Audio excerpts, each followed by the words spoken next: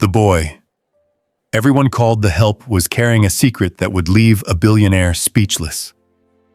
On a glittering night inside one of Dallas's most luxurious ballrooms, hundreds of wealthy guests watched as a young woman in a wheelchair sat alone beside the dance floor. One by one, every boy turned her down. Some looked away. Others pretended not to see her. Then came the laughter.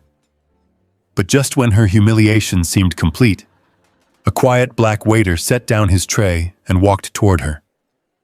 Nobody knew who he was. Nobody knew the secret hanging around his neck.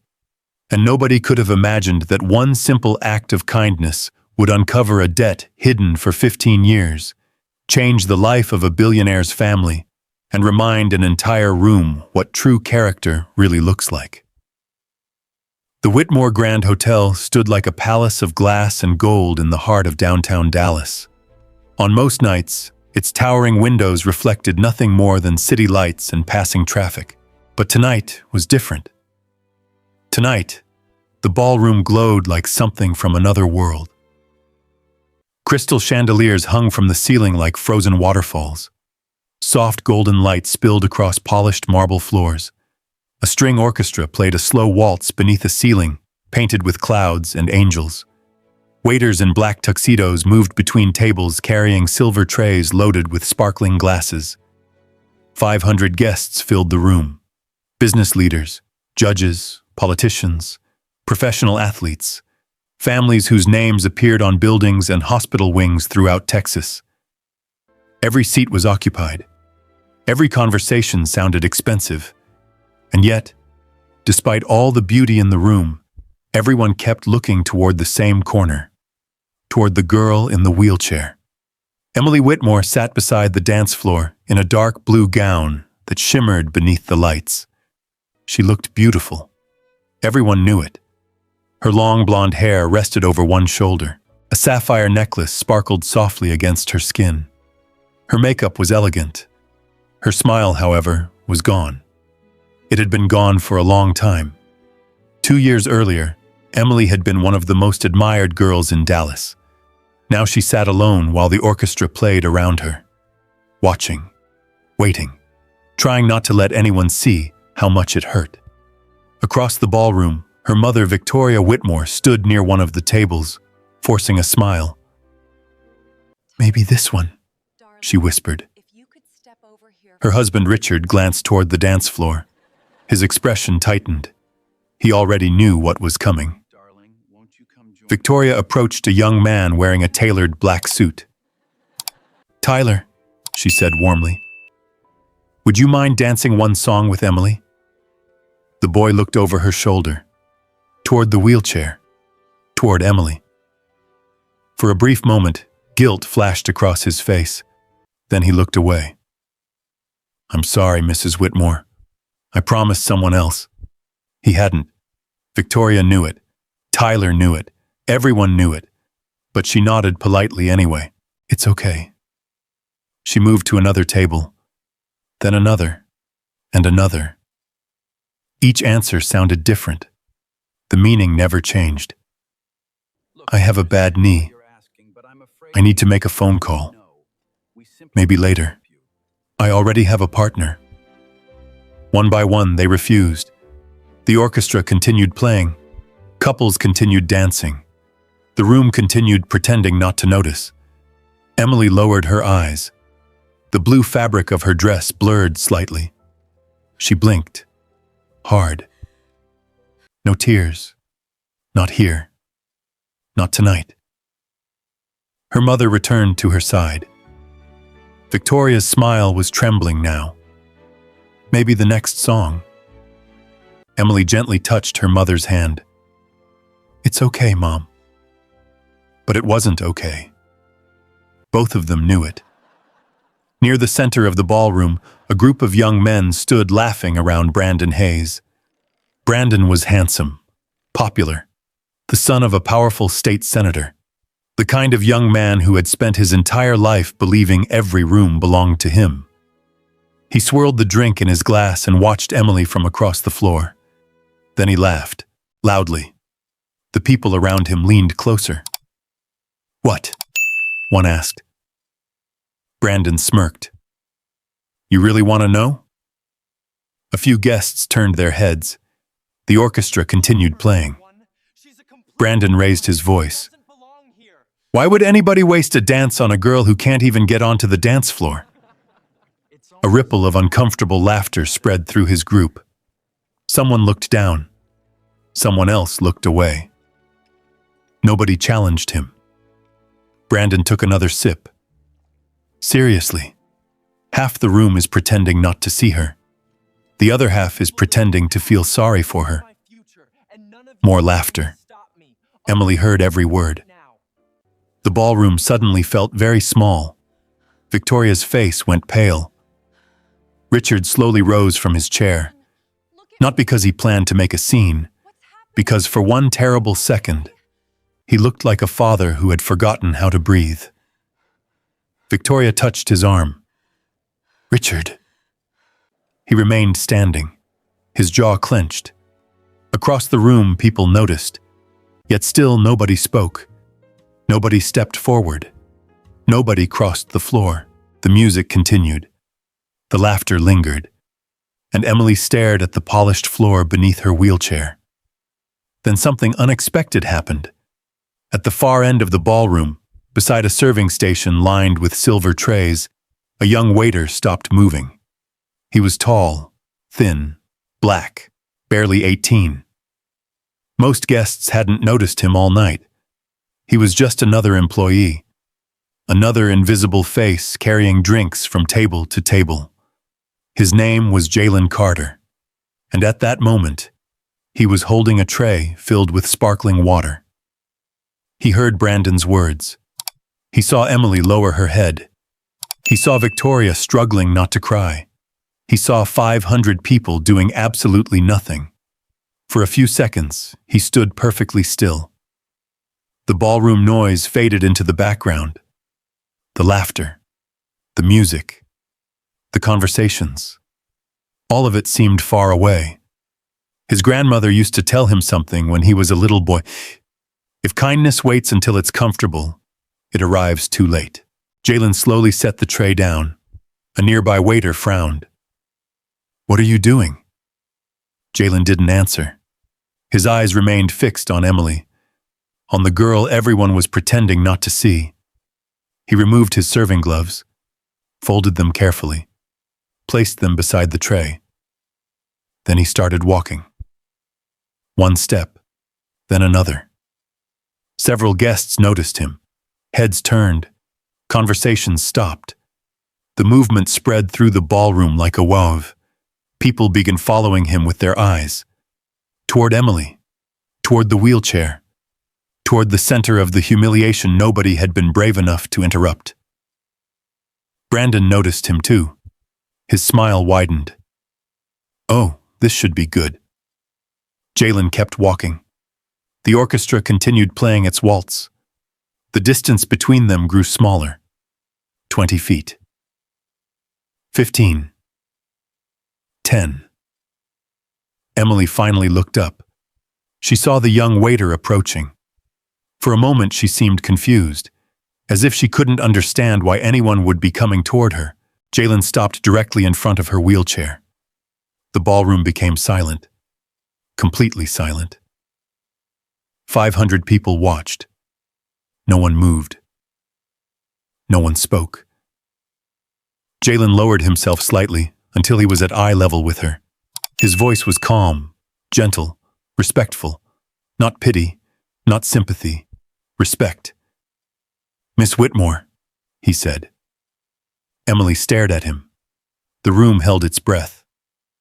Jalen offered his hand and asked a question that would change both of their lives forever. May I have this dance? For one suspended moment, nobody in the ballroom seemed to breathe. Emily Whitmore stared at the hand extended toward her. A waiter. A stranger. The only person in the room who had stepped forward. Around them, 500 guests watched in silence. The orchestra continued playing softly, but the music felt distant now, like something drifting from another building. Emily looked at Jalen's face. There was no pity there, no embarrassment, no nervous smile meant to make her feel better. Only sincerity, only respect. And somehow, that made it harder to speak. Her throat tightened. The last 2 years flashed through her mind. Hospital rooms, wheelchairs, canceled plans, friends who stopped calling, people who suddenly became busy, people who stopped seeing her. Now this young man she had never met was looking directly at her, not at the wheelchair, at her. Before she could answer, the story carried her backward. 3 months earlier, South Oak, South Dallas. Long before crystal chandeliers and expensive tuxedos. Long before the ballroom. Long before Emily Whitmore knew Jalen Carter existed. The neighborhood woke before sunrise. Old apartment buildings stood shoulder to shoulder beneath flickering streetlights. The paint peeled from walls. Rust climbed chain-link fences. The distant sound of freight trains drifted across the sleeping city. At 4 a.m., while most of Dallas still slept, Jalen Carter was already awake. The alarm on his phone buzzed softly. He shut it off before it could wake his grandmother. For a moment, he sat on the edge of his bed. The room was small. A dresser, a desk, a narrow bed, a stack of library books. Nothing expensive, nothing unnecessary. Above the dresser hung a framed photograph of an older couple smiling on a front porch. Jalen glanced at it every morning. Then he stood. The apartment was quiet, except for the hum of an old refrigerator. His grandmother, Evelyn Carter, slept in the next room. She was 72 years old. Arthritis slowed her down these days, but she still insisted on cooking Sunday dinner for half the neighborhood. Jalen pulled on a hoodie and stepped into the kitchen. A handwritten note sat beside the coffee maker. "Don't forget your lunch. Love you. Grandma." He smiled. Every morning, the same note. Every morning. He kept it. A growing collection filled one drawer in his desk. Outside, cold air greeted him. The sky was still dark. His bicycle waited beside the building. The chain squeaked. The tires were worn. But it worked. That was enough. Jalen rode through empty streets toward the South Oak Community Kitchen. The building had once been an auto repair garage. Now it served breakfast to anyone who needed it. Veterans, single mothers, retirees, people living out of cars, people who had simply fallen on hard times. By 4:30 a.m., lights glowed inside. The smell of coffee drifted through the parking lot. Mrs. Rosa Jenkins, who ran the kitchen, looked up from a giant pot of oatmeal. "There you are." Jalen smiled. "Morning, Miss Rosa. You ever sleep, child?" "Sometimes." She laughed. "Get those bread trays unloaded." For the next hour, he worked without stopping, carrying boxes, stacking supplies, wiping tables, refilling coffee containers. Nobody paid him. Nobody asked him to come every day. He simply did. Because somebody needed help. That was reason enough. At 6 o'clock, the first guests arrived. A veteran named Frank, a widow named Martha, an older man everyone called Pops. Jalen knew their names. He knew how they took their coffee. He knew which stories they liked to tell. And most importantly, he listened. People noticed that. In a world that rushed past them, Jalen listened. By 7 o'clock, he was back on his bicycle. School started in less than an hour. The morning sun painted the city gold. Traffic thickened. Downtown towers glittered in the distance. For a moment he could see the skyline. Glass, steel, money. A different world. A world that rarely noticed neighborhoods like South Oak. At a red light, a luxury SUV rolled to a stop beside him. The driver glanced over, then looked away. Jalen was used to that. People saw the bicycle, the worn backpack, the old hoodie. They thought they knew everything. They never asked. They never wondered. And honestly, most days he preferred it that way. After school, he worked another job, a hardware store, then another. Weekend event service, hotel banquets, weddings, fundraisers, corporate dinners, whatever helped pay bills, whatever helped Grandma keep the apartment. That evening, after finishing work, he stopped at the home of Mrs. Linda Alvarez, an 80-year-old widow who lived 3 blocks away. A recent storm had damaged part of her porch roof. Jalen climbed a ladder while she worried below. "You don't have to do this." "Sure I do. You should be out having fun." He smiled. "This is fun." She laughed so hard she nearly cried. An hour later, the roof was secure. The sun had begun to set. Orange light stretched across the neighborhood. Mrs. Alvarez handed him $20. He gently pushed her hand back. "I can't take it." "Jalen, no ma'am." She looked at him for a long moment, then shook her head. "You're too much like your father." The words caught him off guard. People rarely mentioned his father, mostly because nobody knew much about him, not even Jalen. He only knew fragments, stories, memories, pieces. That night, after dinner, Evelyn sat in her favorite chair near the window. Jalen sat across from her. The television played softly in the background. "You worked too hard today," she said. "I'm okay. You always say that." He smiled. She studied him carefully, then pointed toward the silver chain hanging around his neck. "You still carry it every day." His hand instinctively touched the locket. "Yeah." "You ever open it anymore?" "Sometimes. Not often." The photograph inside had faded with age, but he knew every detail by heart. A smiling man, warm eyes, strong hands. The father he barely remembered. The father everyone described the same way. Kind, generous, impossible to forget. Later that night, after Evelyn went to bed, Jalen sat alone at his desk. The apartment was silent. Streetlights glowed through the window. He opened the locket. The tiny photograph stared back. His father. A stranger. And yet somehow not a stranger at all. Jalen looked at the image for a long time, then whispered the same words he whispered every night. "Good night, Dad." He closed the locket, placed it against his chest, and stared out at the lights of Dallas. He had no idea that 3 months later, in a ballroom filled with some of the most powerful people in Texas, that same locket would change everything.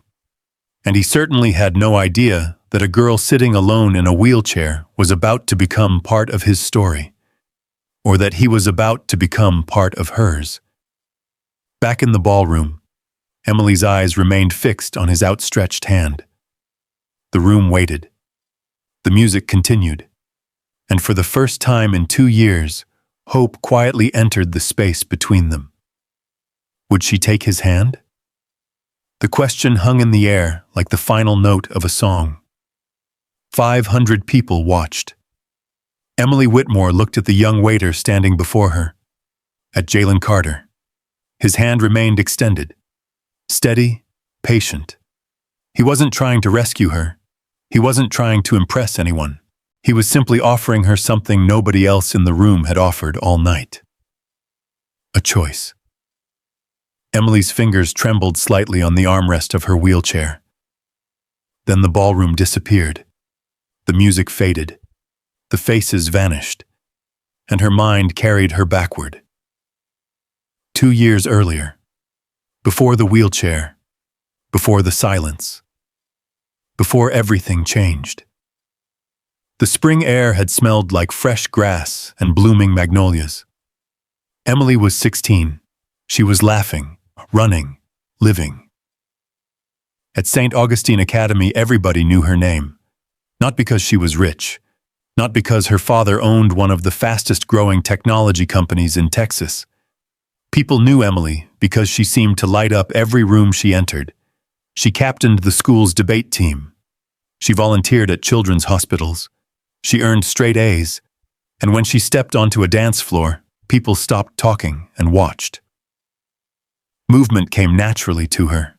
Grace seemed woven into her bones.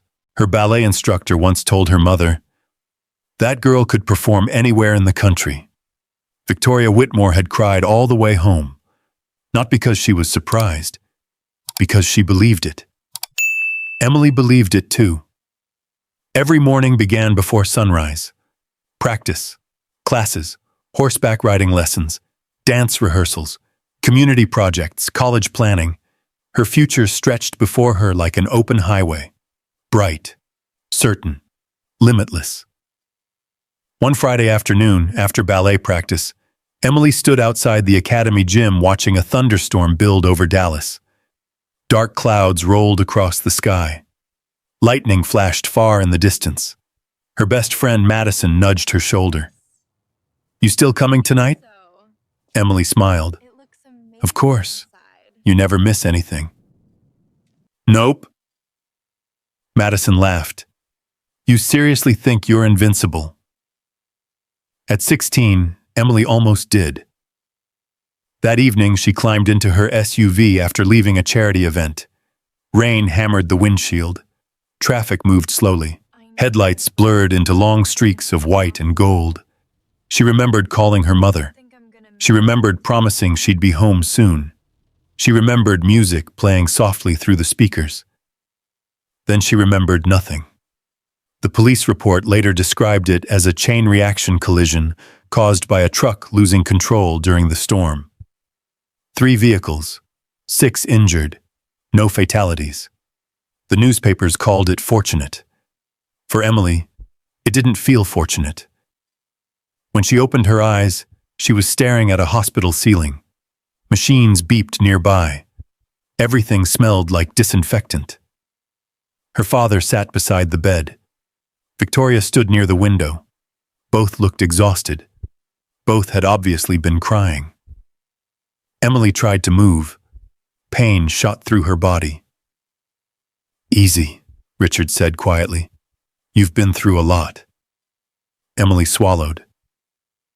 "My legs hurt." Victoria's expression changed. Richard looked away.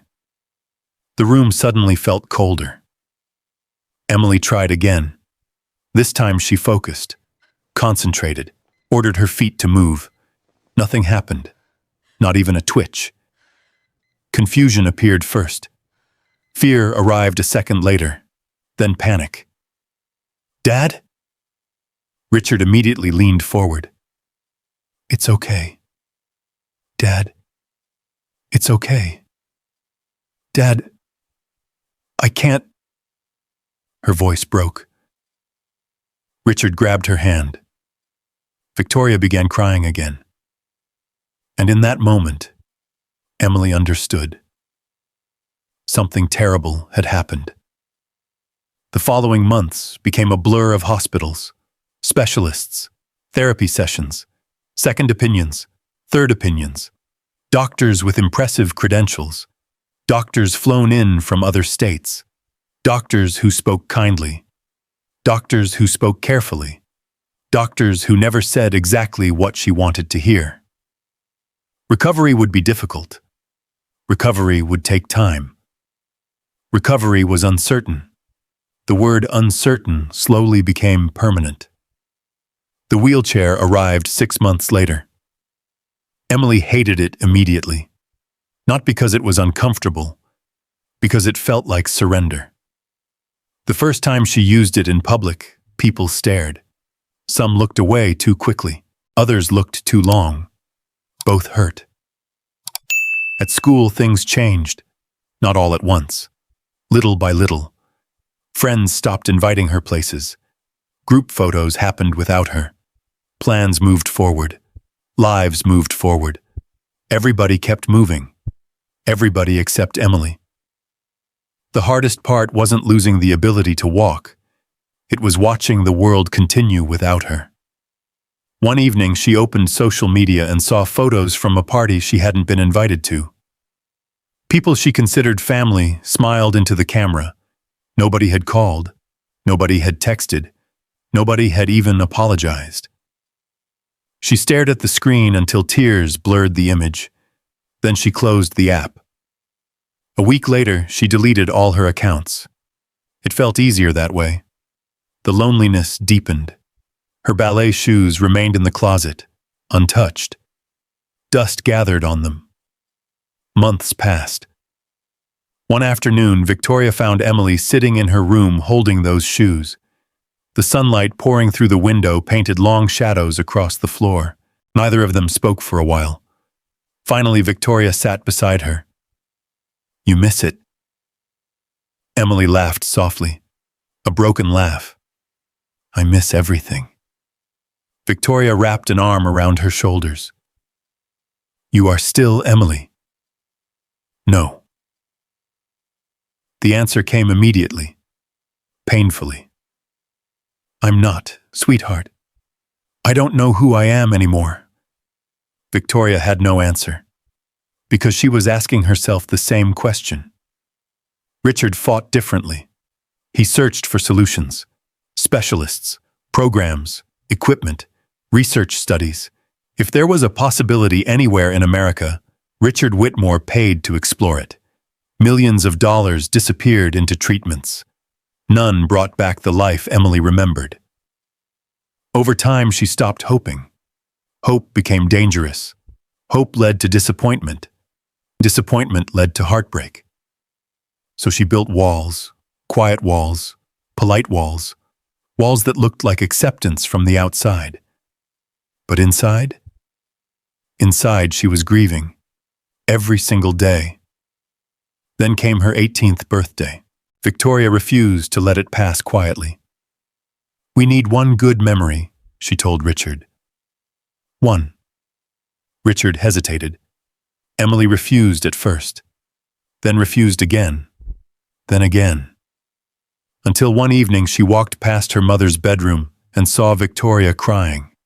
Not dramatic tears, not loud tears, the kind people shed when nobody is watching. That changed everything. Emily agreed to the party, not for herself, for her mother. Maybe one final attempt to pretend life still resembled what it once was. Now she sat in the ballroom, 2 years later, surrounded by wealth, surrounded by people, surrounded by silence, and somehow feeling more alone than ever. Until a young man she had never met crossed an entire ballroom to stand before her.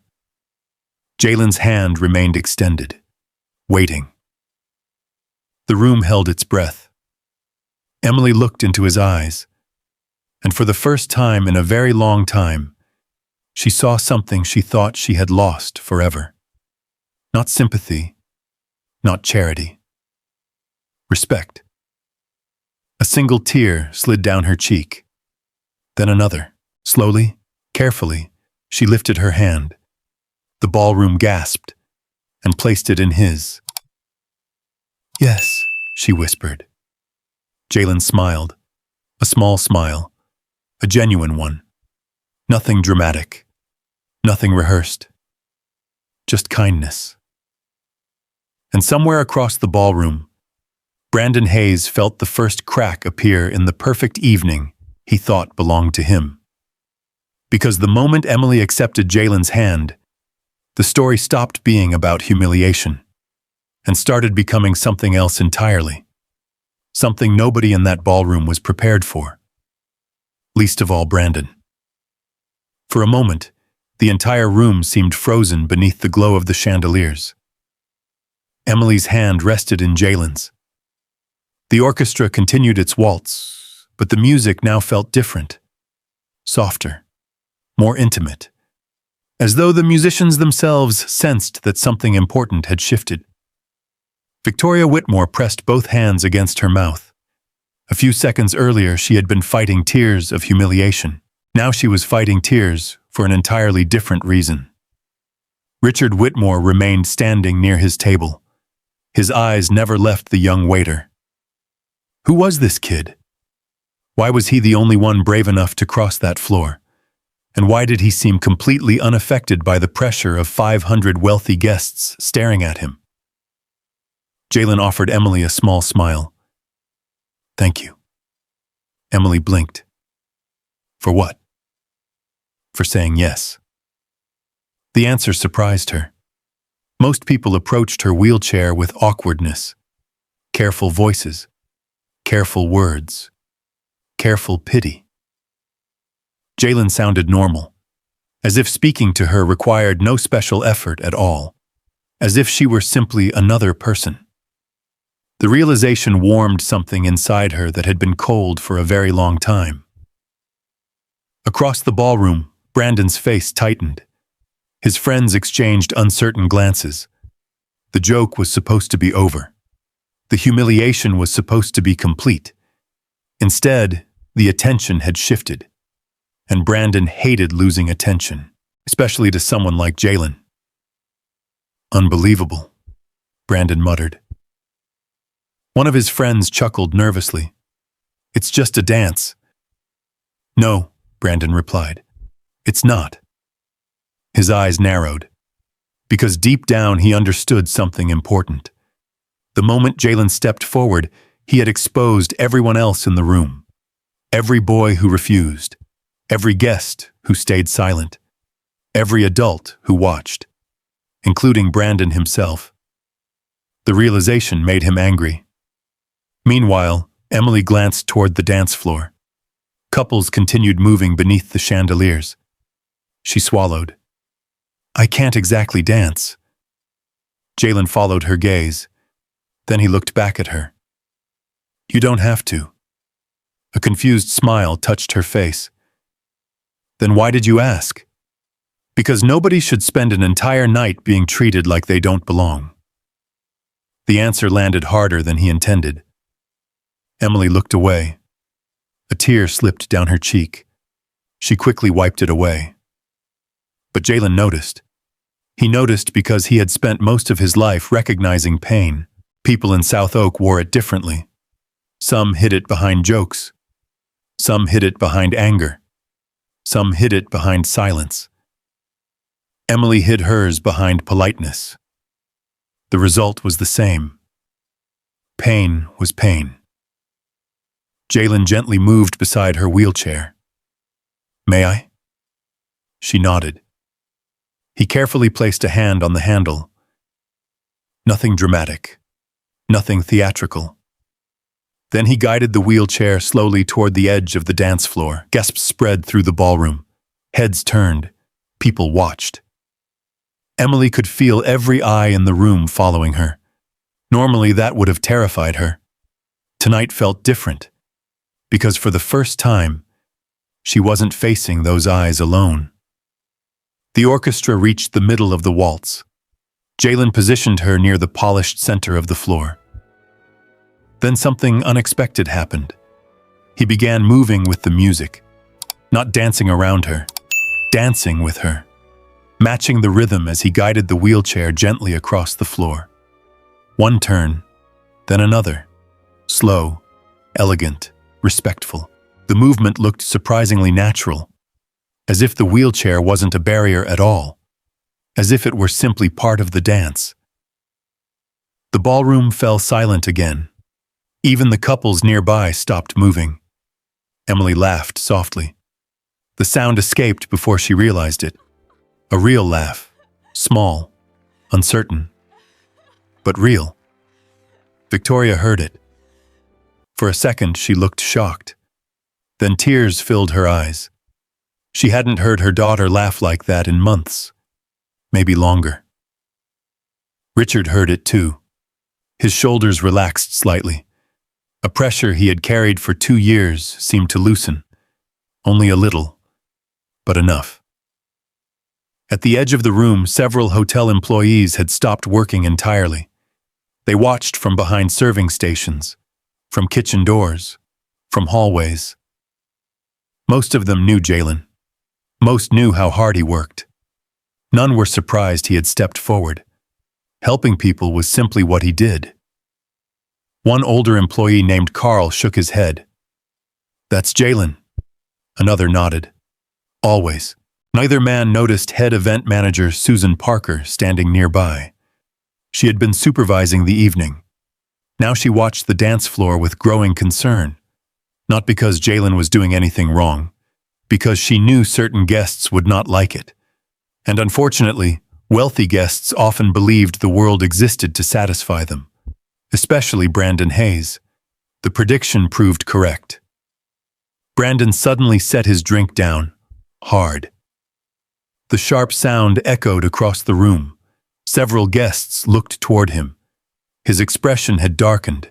His pride was wounded. His authority challenged. Worst of all, people were paying attention to someone else. He started walking, straight toward the dance floor. One of his friends grabbed his arm. "Brandon, forget it." Brandon pulled away. "No." The smile on his face looked dangerous now. Not violent, just cruel. The kind of smile people wear when they plan to embarrass someone. Again. Emily noticed him approaching. The warmth she had felt moments earlier began fading. Her stomach tightened. Old fears returned. Jalen noticed that too. "What is it?" She glanced toward Brandon. Jalen followed her eyes. He understood immediately. Brandon stopped a few feet away. The ballroom held its breath. Susan Parker quietly started moving closer. So did Richard Whitmore. So did Victoria. Something told them trouble was coming. Brandon folded his arms. Pretty impressive. Nobody answered. His smile widened. "I mean it." Still silence. He looked directly at Jalen. "Must feel good." Jalen remained calm. What must feel good? Playing hero. The temperature in the room seemed to drop. Emily's fingers tightened around the armrest. Jalen simply met Brandon's gaze. Neither looked away. For several long seconds, the ballroom became a battlefield without raised voices, without shouting, without threats. Just two young men standing on opposite sides of everything.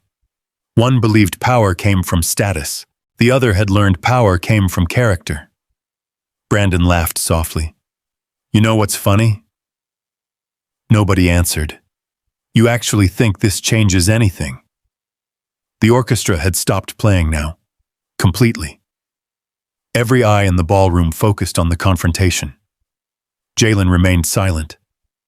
Brandon stepped closer, and the next words out of his mouth would push the evening into a place nobody could control, including himself. Brandon's smile widened. "You think one dance changes who people are?" The ballroom remained silent. Nobody interrupted him. Nobody stepped in. The same silence that had allowed Emily to be humiliated moments earlier now filled every corner of the room. Brandon looked directly at Jalen. "You're still the help." The words landed heavily. Several guests lowered their eyes. Others pretended to study their glasses. A few shifted uncomfortably in their seats.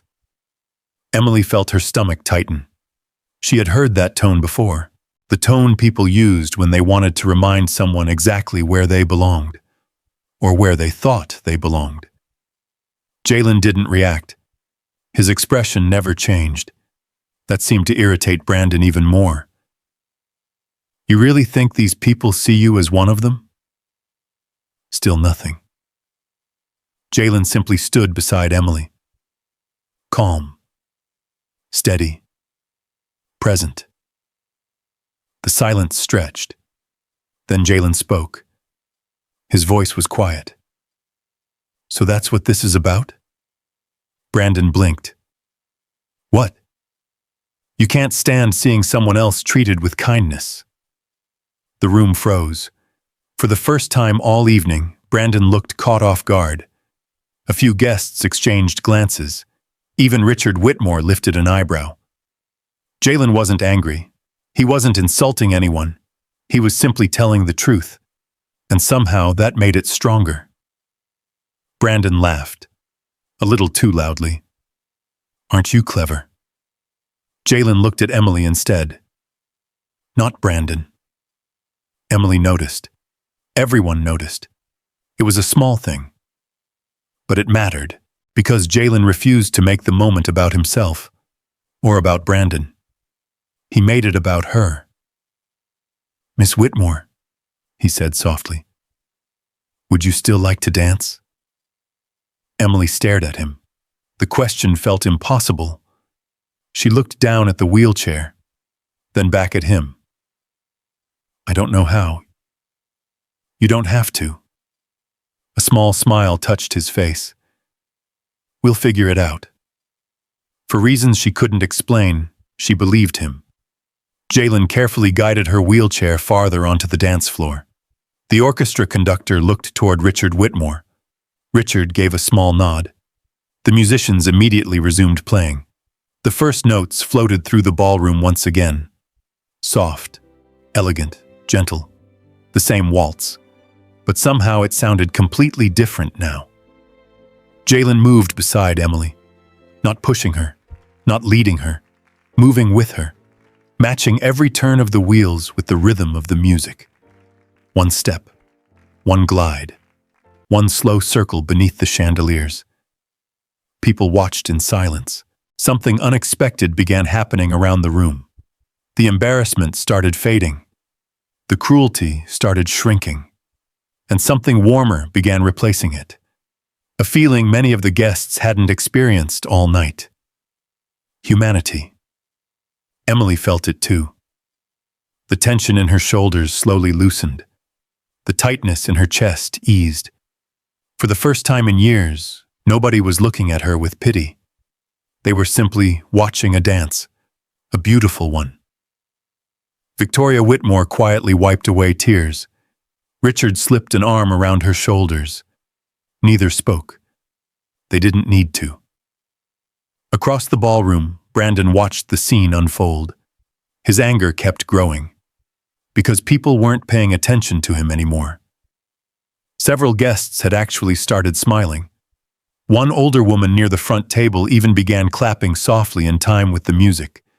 Brandon hated every second of it. One of his friends leaned toward him. Maybe let it go. Brandon shook his head. No. But for the first time, uncertainty crept into his voice. Meanwhile, Emily found herself laughing again. A real laugh. Not forced, not polite. The sound surprised even her. Jalen looked down. There it is. What? That smile. Emily looked away, embarrassed. I used to smile more. I can tell. The answer made her laugh again. Around them, the dance continued. The ballroom lights reflected off crystal glasses. The scent of roses drifted from the centerpieces. Outside the giant windows, downtown Dallas sparkled against the night sky. For a few precious minutes, Emily forgot about the wheelchair, forgot about the accident, forgot about everything she had lost. She simply existed, and that alone felt miraculous. The song eventually came to an end. The final notes lingered beneath the chandeliers. Neither Emily nor Jalen moved immediately. Neither seemed eager for the moment to end. Then applause broke out. Quiet at first, then louder still. Guests rose to their feet. Not everyone, but enough to fill the room. Emily looked around in disbelief. People were standing. For her. For the first time in a very long time, she didn't feel invisible. Jalen stepped back slightly. The applause wasn't for him. He knew that. It never had been. His eyes found Emily's. You see? What? You still belong here. The words hit harder than she expected. A tear slid down her cheek. This time she didn't hide it. Richard Whitmore watched everything. And deep inside, a question began forming. Who was this young man? Because kindness like this didn't happen by accident. It came from somewhere. Someone had taught him. Someone had raised him. Someone had planted that strength inside him. Richard couldn't stop thinking about it. Nearby, Susan Parker approached carefully. "Jalen," he turned. "We need another server inside the West Ballroom." Of course. The spell of the evening suddenly broke. Reality returned. Work. Responsibilities. Life. Jalen nodded toward Emily. "It was nice meeting you." Emily felt an unexpected sadness. "So that's it?" He smiled. "For now." Then he started walking away, back toward the serving stations, back toward the invisible role everyone expected him to occupy. Emily watched him go. Something about that bothered her, because after everything that had happened, invisible was the last word she would use to describe him. Across the room, Brandon followed Jalen with narrowed eyes. The humiliation he had planned for Emily had failed. The attention he wanted had disappeared. And now a new emotion was beginning to replace his anger. Resentment. The dangerous kind. The kind that doesn't disappear overnight. The kind that waits. Outside the giant hotel windows, dark clouds slowly gathered over Dallas. A distant flash of lightning illuminated the horizon. Nobody inside noticed. Not yet. But before this night was over, a storm would arrive, and when it did, everyone in the ballroom would discover that Jalen Carter carried far more than kindness inside him. The question was why, and the answer was coming much sooner than anyone expected. The applause slowly faded. Guests returned to their seats. Conversations resumed in cautious whispers. But something had changed inside the Whitmore Grand Ballroom. People who had ignored Emily all evening were suddenly watching her again. Not because she was the daughter of a billionaire, because they had just witnessed something genuine, something money couldn't buy. Across the room, Brandon Hayes hated every second of it. He stood near the bar, staring at Jalen as the young waiter returned to work. The resentment inside him continued growing. Jalen picked up trays, refilled glasses, cleared empty plates. Within minutes, he was back doing exactly what he had been doing before. Working, serving, helping. As if the entire ballroom hadn't just watched him become the center of attention. That bothered Brandon even more. A person was supposed to enjoy attention, crave it, chase it.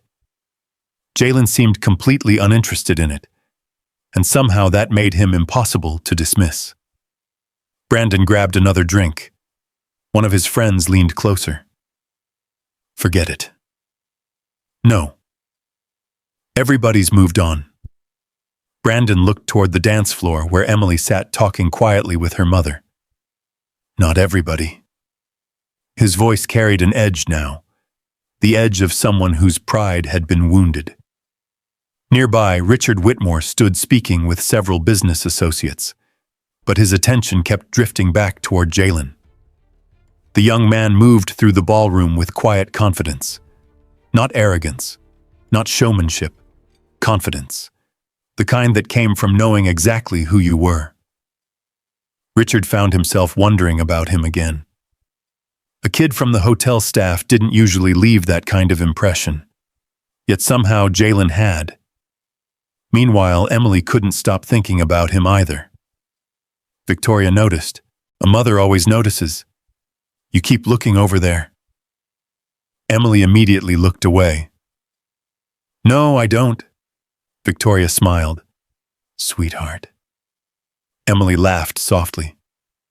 "Maybe a little." Victoria glanced toward the serving station. "He seems nice." Emily stared at the floor. "He treated me like a normal person." Victoria's smile faded. Emotion filled her eyes again, because she understood exactly how rare that had become. Across the ballroom, the evening continued. Guests mingled, champagne flowed, The orchestra transitioned into softer background music. Outside, dark clouds thickened over Dallas. Lightning flickered silently beyond the enormous windows. The storm was moving closer. Inside the hotel, nobody seemed concerned. At least not yet. Jalen was carrying a tray of sparkling water toward a table near the center of the room when Brandon stepped directly into his path. The collision was deliberate. Water sloshed across the tray. Several glasses tipped over. One shattered against the marble floor. The sharp crack echoed through the ballroom. Conversations stopped. Heads turned. Jalen looked down, then up. Brandon smiled. A cold smile. Oops. The word dripped with sarcasm. The nearest guests immediately understood what had happened. Nobody had seen Brandon physically shove him, but everyone knew. Jalen calmly set the tray on a nearby table. A hotel employee rushed forward. "It's okay," Jalen said. "I'll clean it up." Brandon laughed. "There you go." Several people exchanged uncomfortable glances. The tension in the room returned instantly. Susan Parker appeared almost immediately. "Mr. Hayes, is there a problem?" Brandon shrugged. "Not at all." He looked at Jalen. "Just an accident." Jalen met his eyes. For a second, the entire ballroom waited. Would he argue? Would he defend himself? Would he finally get angry? Instead, Jalen bent down and began gathering the broken glass. The reaction confused Brandon, and that confusion quickly transformed into irritation, because Jalen refused to play the role Brandon wanted him to play. No outburst, no fight, no drama, just dignity. The older guests noticed. Richard noticed too. And the more they watched, the worse Brandon looked. Several minutes later, Jalen carried a replacement tray toward another section of the ballroom. The storm outside intensified. Rain now streaked down the giant windows. Wind rattled the glass softly. Inside, however, Brandon wasn't finished. He spotted Jalen speaking briefly with an elderly guest. Mrs. Eleanor Grant, a retired school principal, 81 years old, one of Richard Whitmore's most respected family friends. Jalen had simply helped adjust her chair and brought her a fresh cup of tea. Nothing unusual, nothing dramatic, just another small act of kindness. Brandon watched, then laughed, loudly. Of course. The nearby guests turned toward him. "What now?" one friend asked. Brandon pointed toward Jalen. "He's collecting grandparents now." Nobody laughed. That only made things worse. Brandon felt the room slipping away from him. His control, his influence, his spotlight. Every minute Jalen remained calm. Brandon appeared smaller. And deep down he knew it. That realization pushed him further, farther than he intended. He crossed the ballroom again. This time he stopped only a few feet from Jalen. The room quieted. People recognized the signs. Something was coming. Jalen turned. His expression remained composed. Brandon folded his arms. "You know what I don't understand?" Nobody answered. Brandon didn't care. "I don't understand why everybody suddenly acts like you're special." Silence. Jalen waited. Brandon continued. "You work here." More silence. "You carry trays." His voice grew louder. "That's all." Several guests looked away. Others frowned. Richard Whitmore started moving through the crowd. Slowly, carefully, watching. Brandon pointed toward the ballroom. "You think one dance changes who you are?" Jalen finally spoke. "No." "Then what does?" The question hung between them. The answer came immediately. "Character." The room froze. Brandon's smile disappeared. For a moment nobody moved. Nobody spoke. Then a few guests quietly nodded. Not because they disliked Brandon, because they knew Jalen was right. Character couldn't be purchased. It couldn't be inherited. It couldn't be borrowed. You either had it or you didn't. Brandon's face darkened. The truth had landed exactly where it hurt most. Emily watched everything from across the room. Her heart pounded. Part of her wanted someone to stop this. Another part wanted to see how Jalen handled it. Because somehow she already knew. His strength wasn't loud. It wasn't aggressive. It wasn't designed to impress anyone. It came from somewhere deeper, something older, something rooted. Brandon stepped closer, close enough now that the tension became impossible to ignore. Richard Whitmore increased his pace. Susan Parker did the same. Several guests rose from their seats, but before anyone could intervene, Brandon said something that would shock the ballroom. Something that would expose exactly who he was in front of every person present. And once those words left his mouth, there would be no taking them back. Brandon looked around the ballroom. 500 people were watching. The chandeliers reflected in polished marble floors. Rain tapped harder against the tall windows. Thunder rolled somewhere over downtown Dallas. For a brief moment, Brandon seemed to enjoy the attention. Then he spoke. You know what your problem is, Jalen? The room remained silent. You walk around acting like you're better than everybody else. A few guests frowned. The accusation sounded strange. Nothing about Jalen suggested arrogance. If anything, the young man had spent the entire evening helping other people. Brandon continued. You think being nice makes you important. Still, Jalen didn't react. His calmness only fueled Brandon's frustration. You work here, Brandon said. You serve drinks. You clear tables. That's reality. The words hung in the air. Several guests shifted uncomfortably. Emily felt her stomach tighten again. She had spent 2 years listening to people define her by what she could no longer do. Now Brandon was trying to define Jalen the same way. Reduce him, shrink him, place him inside a box. The tactic felt painfully familiar. Jalen looked at him quietly. Then he smiled. Not mockingly, not triumphantly, simply kindly. My job doesn't bother me. The answer caught Brandon off guard. What? My job. Jalen glanced toward the tray station. It's honest work. Silence. You say it like it's supposed to embarrass me. Several guests exchanged glances. The tension shifted. Brandon had expected anger, defensiveness, shame. Instead, he got confidence, the kind that couldn't be shaken by public opinion. Richard Whitmore finally stepped forward. That's enough, Brandon. The billionaire's voice cut cleanly through the ballroom. Every head turned. Brandon immediately realized he had gone too far, but pride wouldn't let him stop. He forced a laugh. I'm just being honest. No, Richard replied. You're being cruel. The room grew even quieter. Nobody had ever heard Richard Whitmore speak like that in public. Brandon looked around. For the first time all evening, he noticed something alarming. People weren't agreeing with him anymore. They weren't laughing. They weren't supporting him.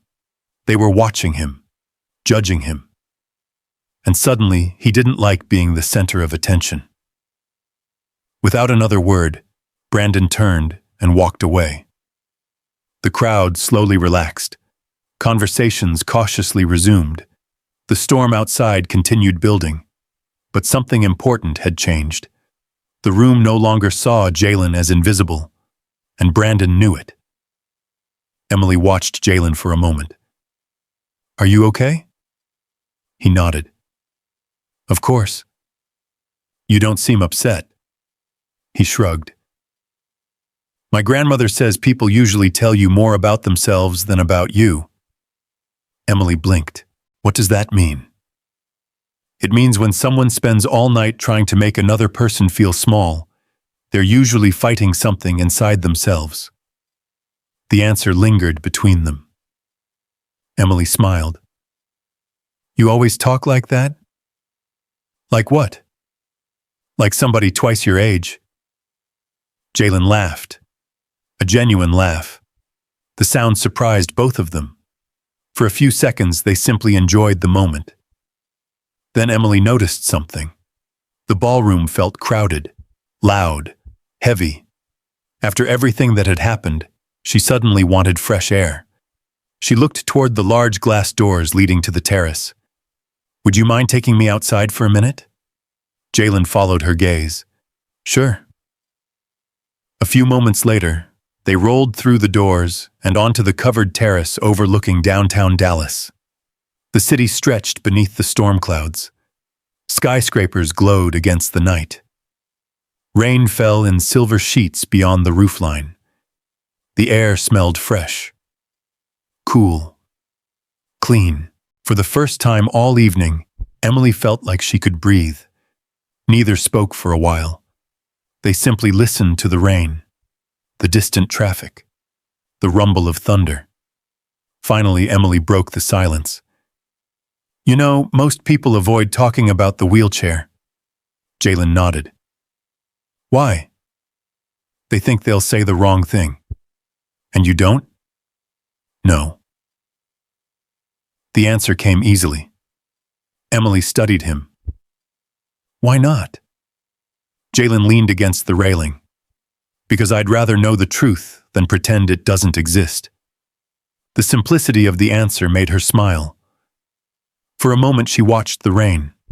Then she surprised herself. I used to dance 6 days a week, I figured. She looked at him. How? The way you listened to the music? Emily blinked. What? When the orchestra played. He shrugged. Your shoulders moved before the wheelchair did. The observation stunned her. Nobody had noticed that.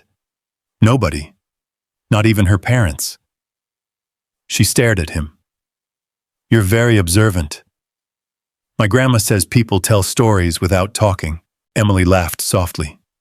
Your grandmother sounds smart. She is. Another flash of lightning illuminated the skyline. For a few seconds, neither spoke. Then Emily noticed something else. Jalen's hands. Strong hands. Steady hands. Not unusual for someone who worked hard. But there was something else.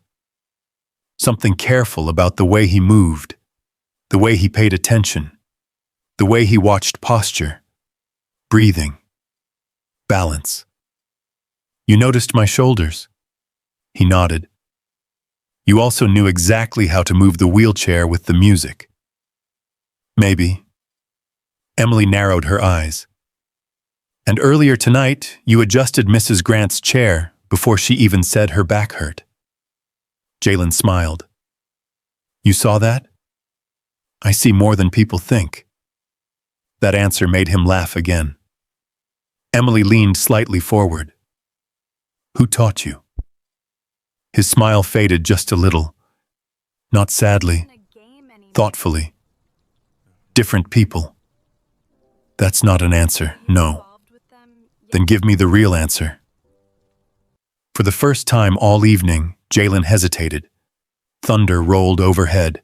Rain continued falling beyond the terrace. Finally, he spoke. When I was younger, somebody taught me to pay attention. To people? To pain. Emily stared at him. What does that mean? Jalen looked out toward the city lights. It means most people only notice suffering when it's loud. His voice softened. But sometimes the people hurting the most are the quiet ones. Emily didn't answer, because she understood exactly what he meant, more than he realized.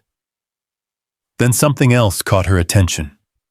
Earlier, while helping her move across the dance floor, Jalen had instinctively positioned her shoulders in a way that reduced the tension in her lower back. No therapist had shown him that tonight.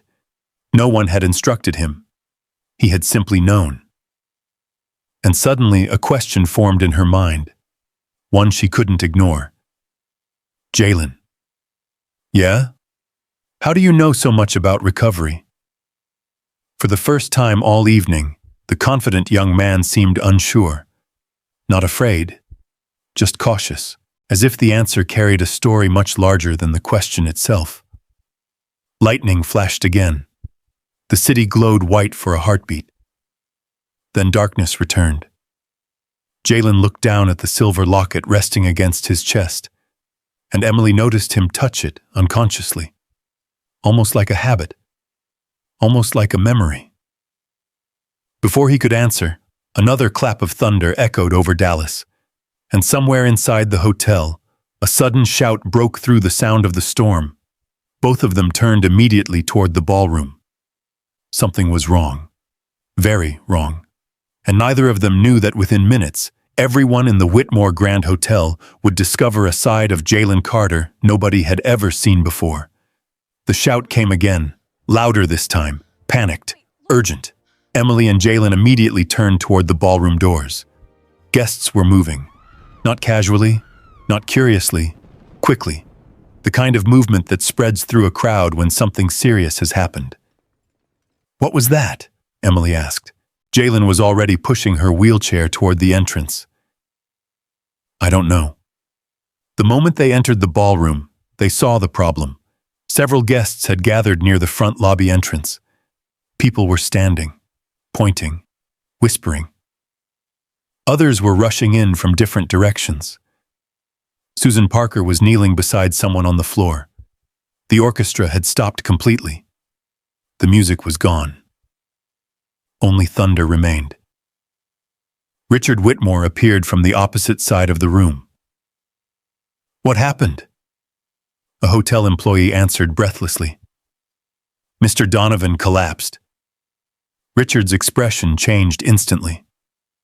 Walter Donovan, the head security supervisor, 68 years old, a Vietnam veteran, a man who had worked at the Whitmore Grand for nearly 20 years. Everyone knew him. Everyone respected him. And now he lay motionless near the entrance. Rainwater soaked part of his uniform. Apparently he had gone outside during the storm to help secure equipment before collapsing near the doors. People crowded around him. Too many people. Not enough action. Emily felt her pulse quicken. Walter wasn't moving. Susan looked terrified. Has anyone called 911? Yes. How far out are they? 8 minutes. 8 minutes. The words hung heavily in the air. Sometimes 8 minutes wasn't long. Sometimes it felt like forever.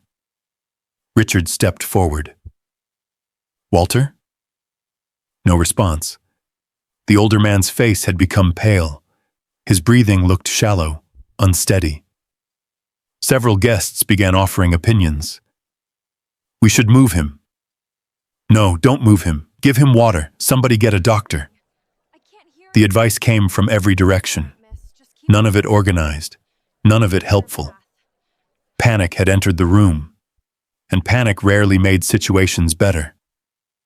Then Jalen started moving. Not running, not shouting. Moving with purpose. The same calm confidence Emily had noticed earlier. The same confidence Richard had noticed. The same confidence that suddenly made people step aside without being asked. Jalen knelt beside Walter. The crowd quieted. Susan looked up. Jalen? He didn't answer immediately. His focus remained on Walter. He gently touched the older man's shoulder. Walter. Nothing. Then he checked his breathing, checked his pulse, watched carefully. The movements were smooth, practiced, almost professional. Richard noticed instantly. So did several guests, especially a retired emergency room physician named Dr. Leonard Price. The elderly doctor narrowed his eyes, watching closely, very closely. because what he was seeing didn't make sense. This wasn't luck. This wasn't guesswork. Jalen knew exactly what he was doing. Walter groaned softly. A good sign, but not enough. Jalen looked toward Susan. Has he been standing outside long? She nodded. Almost 20 minutes. Any medical history? Blood pressure. Jalen thought for a second, then looked toward the nearby employees. I need some space around him. Nobody argued. People moved immediately. Even Brandon, who stood near the back watching with crossed arms. The room formed a wider circle. Rain hammered against the windows. Thunder rolled overhead. The storm had arrived in full force. Inside the lobby, however, everyone's attention remained fixed on one person. Jalen, the young waiter, the invisible employee, the kid nobody had noticed 3 hours earlier. Jalen spoke calmly. Walter, can you hear me? A weak sound emerged. Barely. But enough. Susan exhaled. Emily felt relief wash through her chest. Jalen continued talking. Steady, measured, keeping Walter focused, keeping him conscious, keeping him calm. Dr. Price stepped forward. Young man. Jalen glanced up. The retired physician studied him carefully. Where did you learn this? The question caught everyone's attention. Jalen hesitated, only briefly, then returned his focus to Walter. Around. The answer wasn't really an answer. Dr. Price noticed. So did Richard. The older physician crouched beside him, not to take over, to observe. And the more he watched, the more confused he became. Jalen's hands moved with confidence. His questions were precise. His observations immediate. Everything about the interaction suggested training. Real training. Not internet videos. Not guesswork. Training. The ambulance sirens finally became audible in the distance. Relief spread through the crowd. But Dr. Price couldn't stop staring. Because there was something familiar about the young man's instincts. Something impossible to ignore. The paramedics arrived moments later. Professional. Efficient. They quickly assessed Walter. One paramedic looked toward Jalen. You were monitoring him? Jalen nodded. The paramedic glanced at his notes, then back at Jalen. Good work. Simple words. Yet they carried weight, especially in front of 500 witnesses. Walter was carefully loaded onto a stretcher. As the paramedics wheeled him toward the ambulance, the older security supervisor weakly lifted one hand. His eyes found Jalen. Thank you, son. Jalen smiled.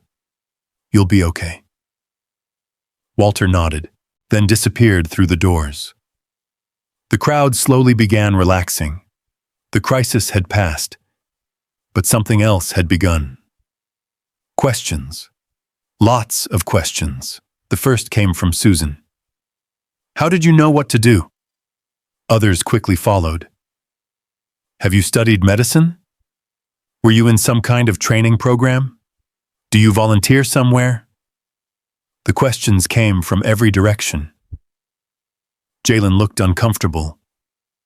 Not because he was hiding something, because he disliked attention. Richard Whitmore noticed that too. Interesting. Very interesting. Most people enjoyed praise. Jalen seemed eager to escape it.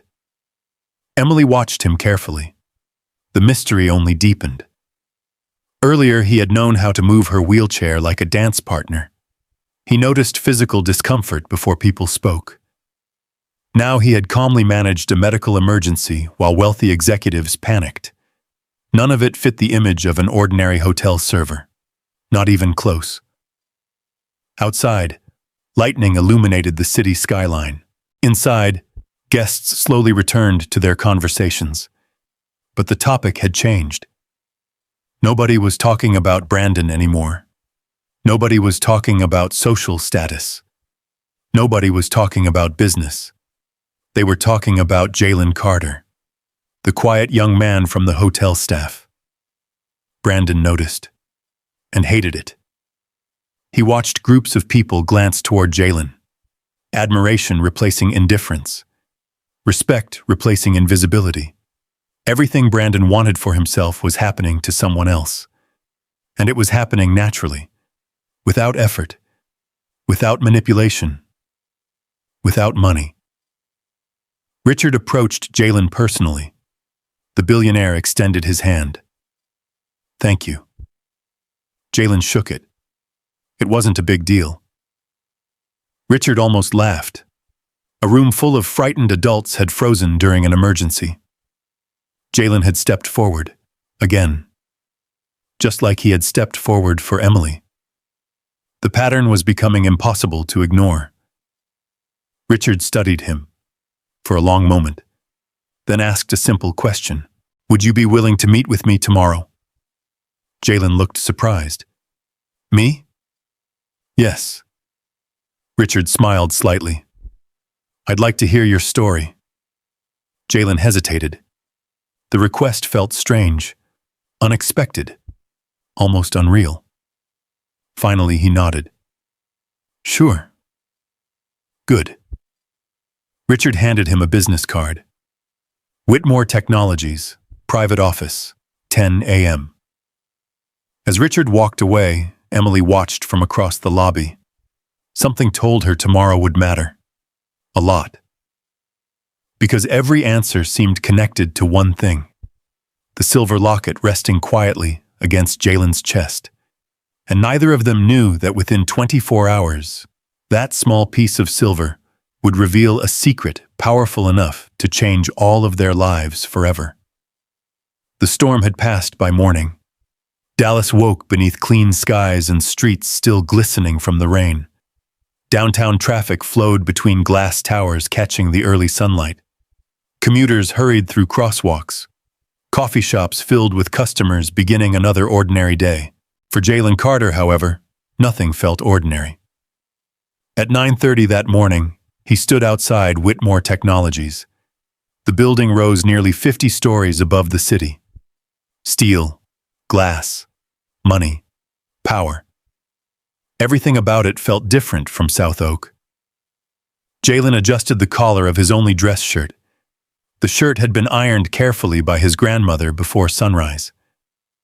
"You'll do fine," Evelyn had told him while packing his lunch. "I'm just meeting somebody." "You're meeting a billionaire." Jalen laughed. "You make it sound dramatic." Evelyn smiled. "Life usually is." Now, standing before the headquarters of one of Texas's largest technology companies, Jalen wondered if she might be right. Inside, the lobby looked like a museum. Marble floors, modern sculptures, floor-to-ceiling windows overlooking downtown. Employees moved quietly between elevators carrying tablets and coffee cups. Jalen suddenly felt underdressed. A receptionist greeted him warmly. "Mr. Carter?" He blinked. "Yes, Mr. Whitmore is expecting you." The words sounded strange. "Mr. Whitmore is expecting you." Nobody had ever said anything like that before. A private elevator carried him upward. 43 floors. The doors opened. A secretary guided him through a corridor lined with photographs, company launches, charity projects, business awards, success everywhere. At the end of the hallway stood Richard Whitmore's office. The room was enormous. Glass walls overlooked the Dallas skyline. Bookshelves lined one side. Family photographs filled another. Richard Whitmore stood beside the windows. He smiled when Jalen entered. "Good morning." "Morning, sir." Richard gestured toward a chair. "Please sit." Jalen sat carefully. For a few moments, neither spoke. Richard seemed to be studying him, not rudely, curiously, almost thoughtfully. Finally, the billionaire smiled. "How's Walter? Doing better?" Richard nodded. "The doctors expect a full recovery." Jalen visibly relaxed. Richard noticed. Interesting. The kid genuinely cared. No cameras, no audience, no recognition, just concern. The billionaire leaned back. "You've made quite an impression." Jalen laughed awkwardly. "I don't know about that." Richard raised an eyebrow. "You stepped forward when everyone else froze." Jalen shrugged. Somebody needed help. The answer felt familiar, almost too familiar. Richard couldn't explain why, but something about Jalen reminded him of someone from long ago, someone he hadn't thought about in years. The conversation continued. Richard asked about school, South Oak, his grandmother, work. Jalen answered honestly. Nothing exaggerated, nothing designed to impress. And somehow that impressed Richard even more. Most people tried very hard around powerful men. Jalen simply told the truth. Eventually, Richard asked the question that had been bothering him since the ballroom. "Where did you learn those medical skills?" Jalen hesitated. For the first time all morning, his hand instinctively moved toward the silver locket around his neck. Richard noticed. "I learned from my father." The answer immediately captured his attention. "Your father was a doctor?" "A physician." Richard leaned forward slightly. "What kind?" "Family medicine." Something flickered in Richard's eyes. A memory. Small. Distant. Not yet clear. "What was his name?" Before Jalen could answer, his phone vibrated. A text message from his grandmother. "Good luck today. Love you." Jalen smiled. Without thinking, he pulled the phone from his pocket. The movement caught the chain around his neck. The silver locket snagged briefly against the edge of the chair, then slipped free. The clasp popped open. The locket fell, landing softly on the hardwood floor. The tiny photograph inside became visible. Richard Whitmore froze. Completely. The color drained from his face. Jalen didn't notice immediately. He bent down, picked up the locket, then saw Richard staring. Not at him. At the photograph. The billionaire looked as though he had seen a ghost. "Sir?" No response. Richard slowly stood. His breathing had changed. The room suddenly felt very quiet. "Where?" he whispered. Jalen frowned. "Sir?" Richard took 2 slow steps forward. His eyes never left the faded photograph. A smiling black man stood beside an old pickup truck. One arm wrapped around a young boy. Behind them sat a small rural medical clinic. Richard knew that picture. Not the photograph itself. The man. The face, the smile. The eyes. Dear God. It couldn't be. And yet it was. The realization hit him like a freight train. 15 years disappeared instantly. A different Texas. A different life. A different Richard Whitmore. Back before the skyscrapers. Before the fortune. Before Whitmore Technologies became a billion-dollar company. Back when everything had nearly ended. Richard lowered himself slowly into his chair. His voice sounded distant, almost shaken. "Jalen." "Yes, sir?" "Who is that man?" Jalen looked down at the photograph. The answer came naturally. "My father." Richard closed his eyes. For several seconds he couldn't speak. The office disappeared. The skyline disappeared. The present disappeared. All he could see was a dusty highway in West Texas. A wrecked truck. Blood. Pain. Fear. And one man kneeling beside him. One man who had refused payment. One man who had saved his life. The same face. The same eyes. The same smile. Richard opened his eyes. They were filled with emotion now. Raw emotion. The kind, powerful men rarely show. "What was your father's name?" Jalen smiled softly. The way people smile when speaking about someone they love. "Marcus Carter." The room went silent. Richard looked away. A hand covered his mouth. For the first time in years, the billionaire's eyes filled with tears. Because after 15 years of wondering what happened to the man who saved him, after 15 years of searching unsuccessfully, after 15 years of carrying a debt he could never repay, Marcus Carter's son was sitting in his office, and he had walked into the room carrying the answer around his neck. Jalen stared in confusion. "Sir?" Richard looked at him. Actually looked at him. Not as a waiter. Not as a guest. Not as a stranger. Something else. Something much deeper. His voice trembled slightly. "Jalen." "Yes?" Richard swallowed hard. The next words would change everything. "Your father once saved my life." For several seconds, neither man moved. The skyline of Dallas stretched beyond the glass walls of Richard Whitmore's office, but neither of them noticed it anymore. Jalen stared. Richard sat quietly behind his desk. A billionaire. A CEO. A man who spent his days making decisions worth millions of dollars. Yet at that moment, he looked like someone standing inside an old memory. "Sir?" Jalen finally spoke. "I don't understand." Richard nodded slowly. "I know." He rose from his chair and walked toward the window. For a long moment, he simply stood there.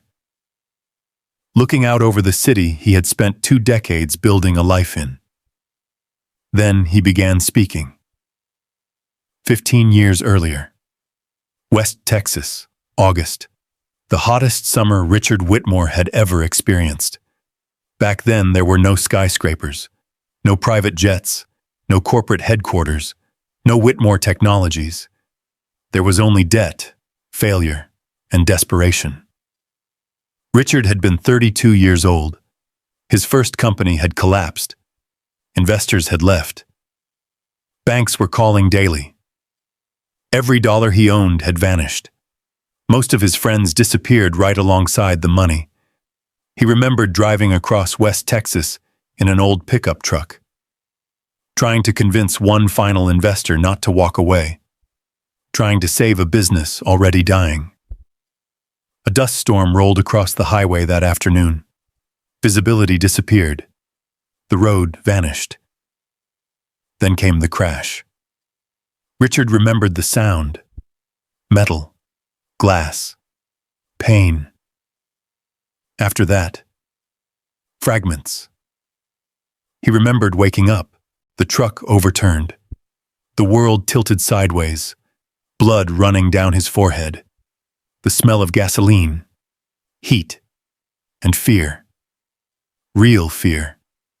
The kind that strips away every illusion about success, every illusion about control. Richard had been alone, miles from the nearest town, miles from help. He remembered thinking he might die there. Then a shadow appeared, a man running toward the wreck. Not a police officer, not an ambulance crew, just one man. A black physician driving home after a long shift. Dr. Marcus Carter. Richard closed his eyes briefly. The memory remained vivid even now. Marcus had pulled him free, stabilized him, treated injuries before emergency services arrived, then spent hours beside his hospital bed afterward, Not because anyone paid him, because somebody needed help. The same phrase, the same mindset, the same heart. Richard slowly turned toward Jalen. Your father saved my life before anyone knew my name. Jalen listened quietly. His eyes never left Richard. The billionaire continued. When I was discharged, I offered him money. A small smile appeared. He laughed. Jalen laughed too, without meaning to. Something about that sounded exactly right. Richard nodded. That's what I thought. The smile faded. He refused everything. That sounds like him. Richard pointed gently. You remember him a little? Jalen's voice softened. Not much. The words carried sadness. The kind of sadness that never fully leaves. Richard understood. Jalen looked down at the locket. My mom used to tell stories. Richard listened carefully. She said he couldn't walk past someone in trouble. The billionaire laughed softly. That part is true. She said he'd treat people who couldn't pay. Also true. She said he never cared about recognition. Richard nodded again. Definitely true. For a moment, neither spoke. The silence felt different now. Warmer. Connected. Like two people discovering they had been part of the same story all along. Finally, Richard asked the question he had been carrying. What happened after he passed away? The room became quiet again. Jalen looked down. His fingers tightened slightly around the locket. The answer wasn't easy, but he gave it anyway. Dad died when I was 9. Richard's expression darkened. I'm sorry. Jalen nodded. 3 years later, my mom got sick. The billionaire remained silent, listening. The way Jalen always listened to others. Breast cancer. Richard lowered his eyes. Jalen continued. There wasn't much money left. He smiled sadly. Funny, right? Richard frowned. What is? My father helped thousands of people. The young man stared toward the skyline. But helping people doesn't always make you rich. The statement landed heavily. Because it was true. Painfully true. Jalen continued. My mom fought for almost 2 years. The office remained silent. She never complained. His voice weakened slightly. Not once. Richard knew that kind of strength. The strongest people often suffered quietly. When she passed away, I entered foster care. The words sounded simple. The reality wasn't. Jalen didn't describe the loneliness, the uncertainty, the constant moving, the feeling of belonging nowhere. He didn't need to. Richard could see enough in his eyes. Eventually, Jalen smiled. A few years later, my grandmother found me. The smile became genuine. That's when things started getting better. Richard nodded slowly. The pieces were finally coming together. The kindness, the patience, the humility, the quiet strength. They hadn't appeared by accident. They came from somewhere. Someone. Marcus Carter. The man who had once saved a stranger on a highway and asked for nothing in return. A long silence followed. Then Richard did something unexpected. He walked around the desk, stopped directly in front of Jalen, and extended his hand. Not as a CEO, not as a billionaire, as a grateful man. Jalen stood. They shook hands. Richard's voice was unsteady. I searched for your father. Jalen blinked. What? For years. The young man's eyes widened. I wanted to repay him. Richard laughed sadly. He made that impossible. That sounded exactly like Marcus Carter. Richard continued. I hired investigators. Jalen stared. I contacted hospitals. His voice grew softer. I even drove back to West Texas twice.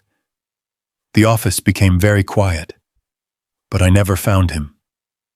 Jalen didn't know what to say, because no one had ever told him anything like that before. No one. Richard stepped back. Then something changed in his expression. Determination. The kind, powerful leaders carry when they finally know what they need to do, Jalen. Yes, sir. Richard looked him directly in the eye. I may never be able to repay your father. The billionaire paused. But I can honor him. The words lingered in the air. Jalen suddenly felt nervous. Very nervous. Because something told him this conversation was no longer about the past. It was about the future, and whatever Richard Whitmore planned to say next would alter the course of his life. The billionaire walked toward the window once more. The city glittered beneath the afternoon sun. Then he turned and asked a question Jalen never expected to hear. What would you think about medical school? For a moment, Jalen honestly believed he had heard wrong.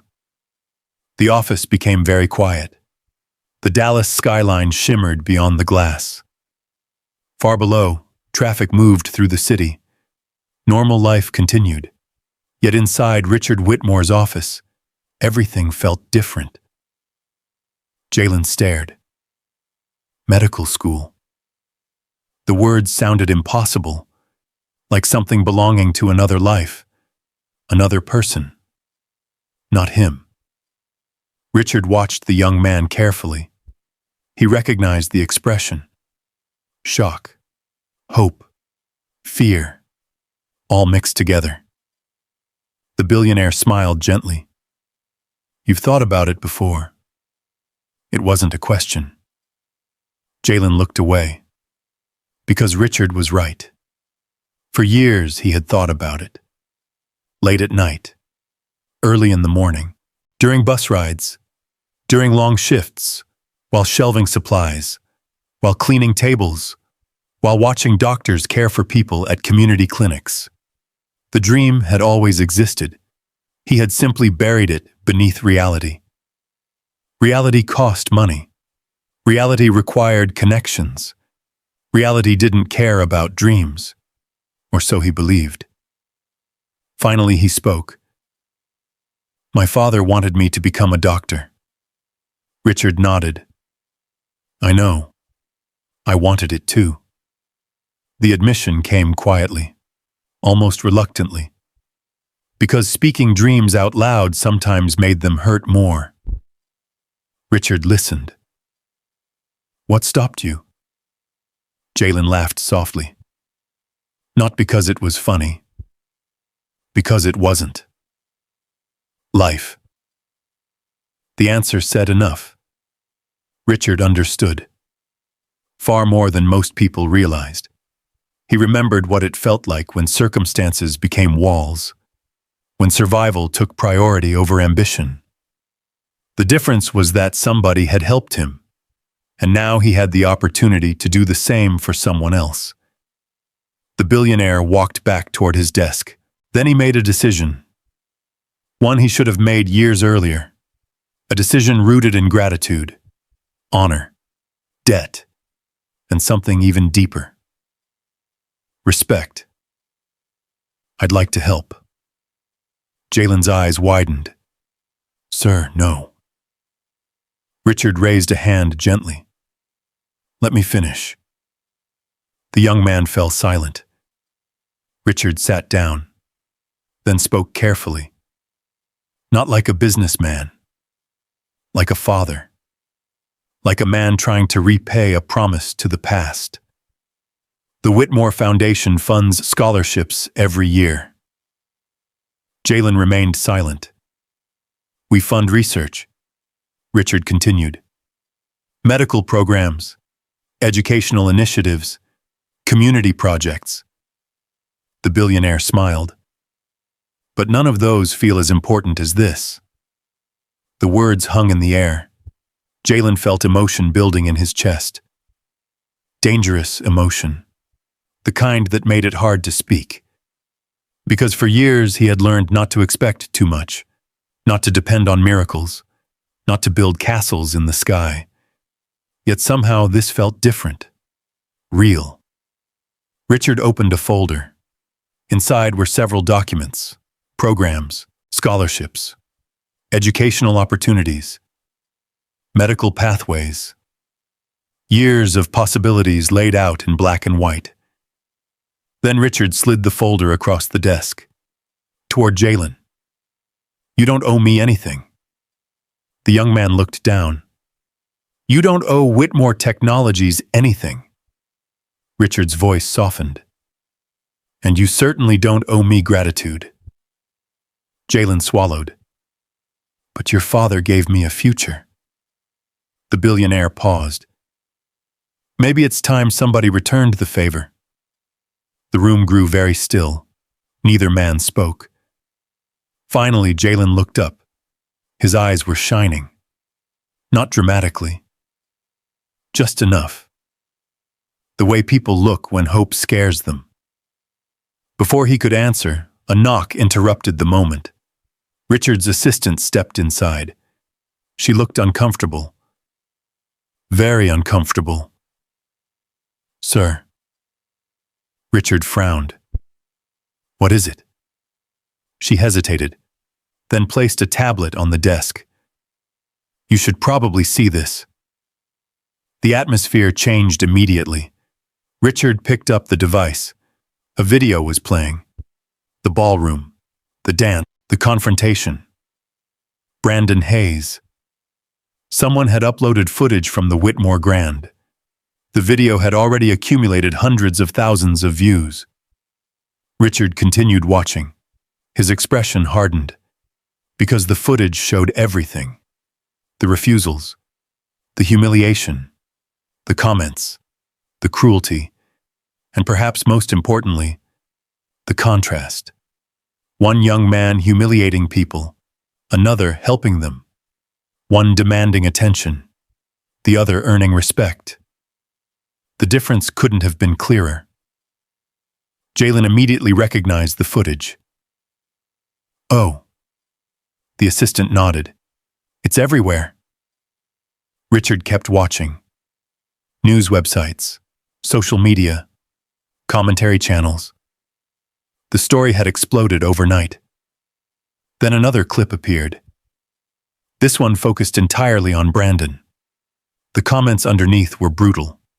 Not because people were angry, because people were disappointed. The distinction mattered. Many viewers weren't talking about politics, or wealth, or privilege. They were asking a simple question. How could someone treat people that way? Richard slowly lowered the tablet. His expression remained thoughtful. "Actions have consequences." Jalen nodded. "They do." Neither sounded happy about it. That surprised the assistant. Most people enjoyed seeing rivals fall. Neither of these men seemed interested in that. Meanwhile, across Dallas, Brandon Hayes was learning the same lesson. The hard way. His phone hadn't stopped ringing. Friends stopped answering messages. Sponsors withdrew invitations. The university he planned to attend requested an immediate review of his scholarship. Every hour brought another headline, another story, another consequence. For the first time in his life, Brandon discovered that family influence could not erase everything. Some mistakes stayed visible, especially when millions of people witnessed them. Back at Whitmore Technologies, Richard looked toward Jalen. "How do you feel about all this?" Jalen glanced at the tablet, then surprised everyone with his answer. "I feel sorry for him." The assistant blinked. Richard studied him carefully. "Why?" Jalen looked toward the window. "Because someone who needs to tear others down to feel important is probably carrying something broken inside." Silence. The answer landed heavily. Not because it excused Brandon, because it revealed something important about Jalen. He wasn't interested in revenge. Never had been. Richard smiled. The resemblance to Marcus Carter felt almost overwhelming. Same compassion, same instinct, same refusal to hate. A few hours later, Richard stood before reporters. Cameras filled the room. Microphones crowded the podium. Questions came from every direction, most focused on Brandon. The controversy, the viral video. Richard listened patiently, then gave a statement nobody expected. He didn't spend 10 minutes attacking Brandon. He didn't demand punishment.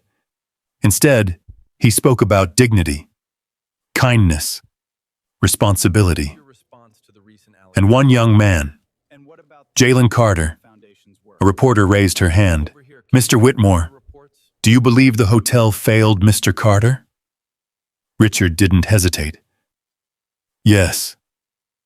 The room fell silent. The billionaire continued. We failed him the moment good people stayed quiet. Every camera focused on him. Richard's voice remained steady. That young man showed more character in one evening than many people display in a lifetime. The statement spread across the country within hours. Television networks replayed it repeatedly. Social media exploded, and suddenly, people who had never heard the name Jalen Carter were hearing it everywhere.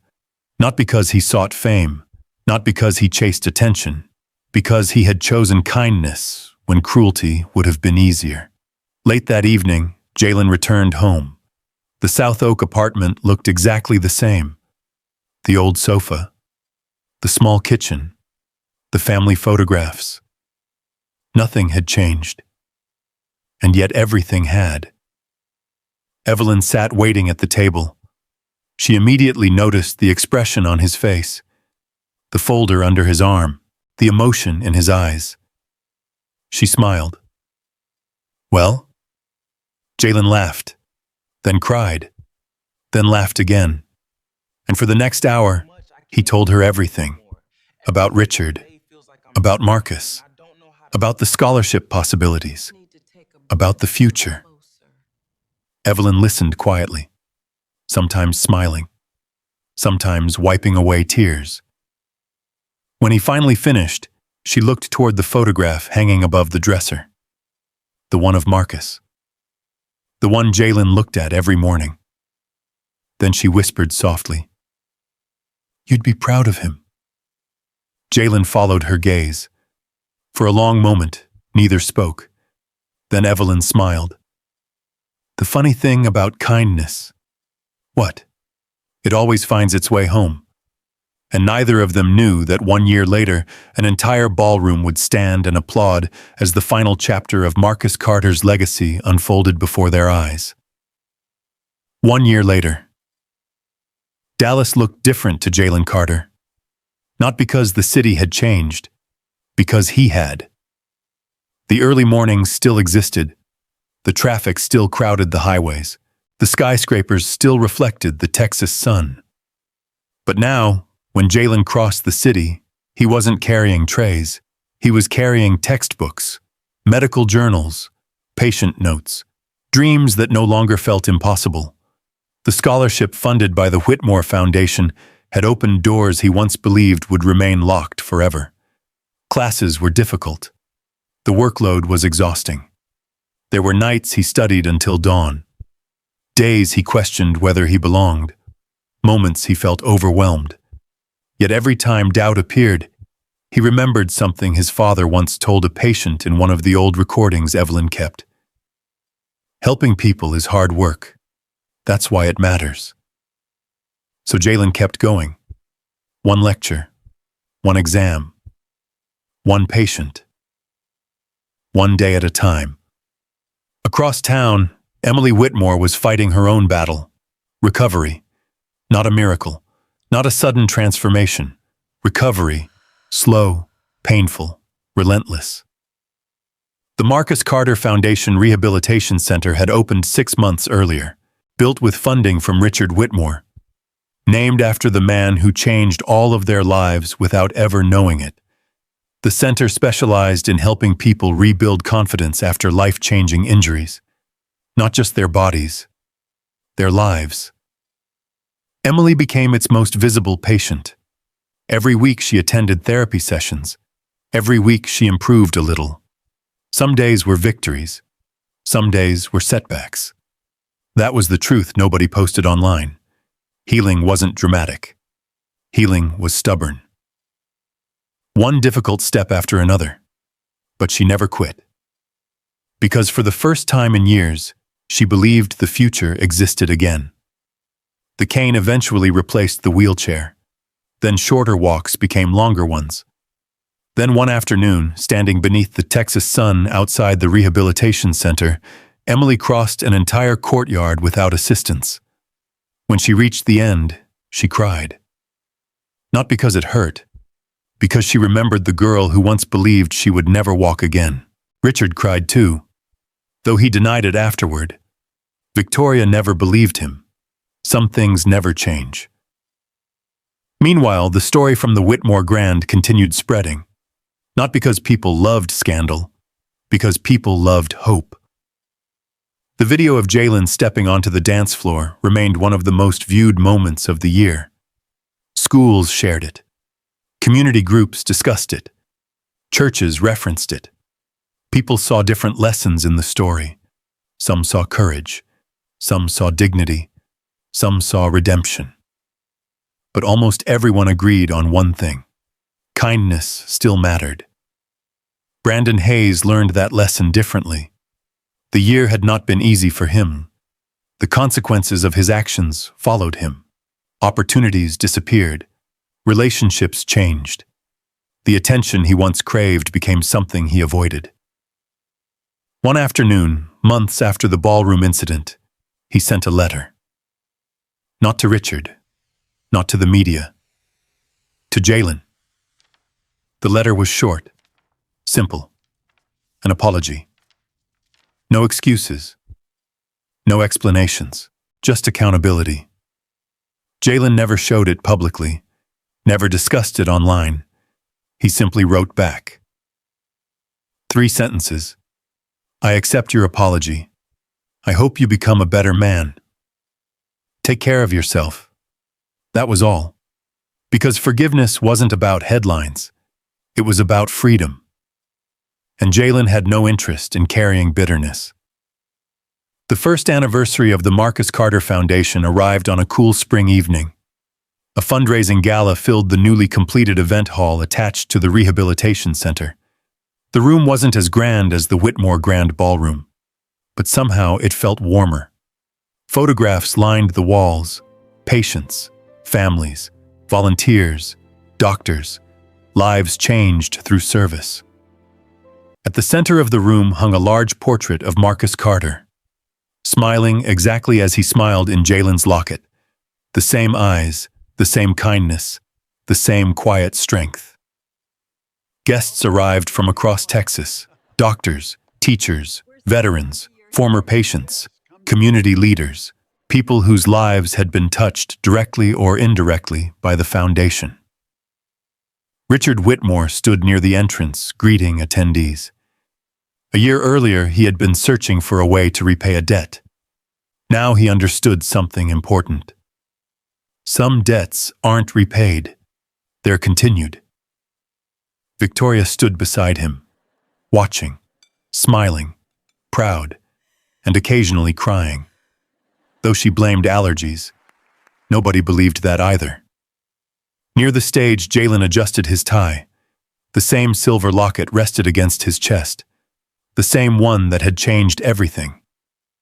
Evelyn sat in the front row, her hands folded quietly in her lap, watching, waiting, remembering. Then the music began, a familiar waltz, soft, elegant, gentle, the same melody that had filled the Whitmore Grand Ballroom 1 year earlier. Guests turned, conversations faded, and from the far side of the room Emily appeared. The hall became silent, not because she entered, because of how she entered. Walking, slowly, carefully, confidently. A cane rested lightly in one hand, but she was walking, on her own. Every step represented thousands of others nobody had seen. Every step represented effort, pain, determination, hope. Richard felt Victoria squeeze his hand. Neither spoke. Neither could. Emily crossed the room, toward Jalen, toward the music, toward the memory that connected all of them. When she reached him, she smiled.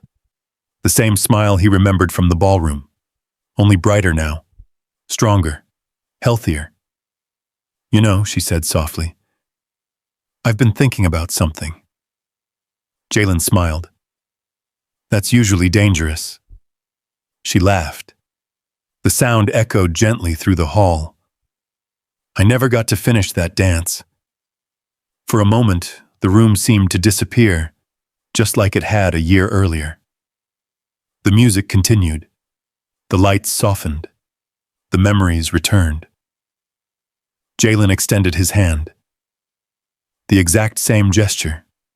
The exact same kindness. Only this time, everything was different. "Would you like to?" Emily placed her hand in his. Yes, the answer came without hesitation. Together they stepped onto the dance floor. No wheelchairs, no humiliation, no spectators waiting for failure. Only two people sharing a moment neither would ever forget. The waltz began. Slow, simple, beautiful. Guests watched quietly. Some smiled. Others cried openly. Nobody felt embarrassed by the tears. Not tonight. Jalen guided her carefully. Emily moved with growing confidence. Not perfectly. Perfect wasn't the goal. The goal was joy, and joy filled the room. Halfway through the dance, Emily glanced toward the portrait of Marcus Carter, then toward Richard, then back to Jalen. "Your father would be proud of you." Jalen looked at the portrait, the familiar smile, the familiar eyes. The man who started all of this, the man who helped people because they needed help, nothing more, nothing less. Emotion filled his chest, but he managed to smile. "I hope so." When the music finally ended, the room remained silent for one heartbeat, then two, then three, and suddenly every person in the hall rose to their feet. Applause erupted, loud, sincere, endless. People weren't celebrating a dance. They were celebrating something much bigger. A life, a legacy, a chain of kindness stretching across generations. Richard looked up at Marcus Carter's portrait. The applause continued around him. His eyes filled with tears. He smiled, then whispered the words he had carried in his heart for an entire year. "Your kindness came back home." The applause continued. The music lingered. And beneath the warm lights of the Marcus Carter Foundation, everyone in the room understood the same truth. Some people enter a room unnoticed. Some people spend their lives helping others without expecting anything in return. And sometimes, years later, the goodness they planted returns in ways nobody could have imagined. Not because the world is always fair, but because kindness has a way of traveling farther than we think, farther than money, farther than power, farther than time itself. And when it finally returns home, it brings hope with it. The end. And when it finally returns home, it brings hope with it. The end. And maybe that's why the moment that stay with me isn't the applause, it's the image of Emily walking across that ballroom floor 1 year later, placing her hand in Jalen's, while Michael Carter's portrait was over them both. This story reminds us that some of the most important people in our life may be the one nobody noticed at first.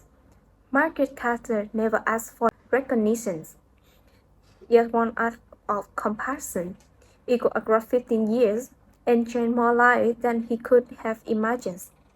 Today, think about one person you've overlooked or underestimated. The next time life gives you a chance to step forward for someone, the way Jalen did, don't wait for permission, just show up. If this story touched your heart, comment one below and tell me this. Have you ever met someone who's kinda changed your life long after they were gone? I love to read your story. And stay with us because the next story may make you see an ordinary stranger in a completely different way.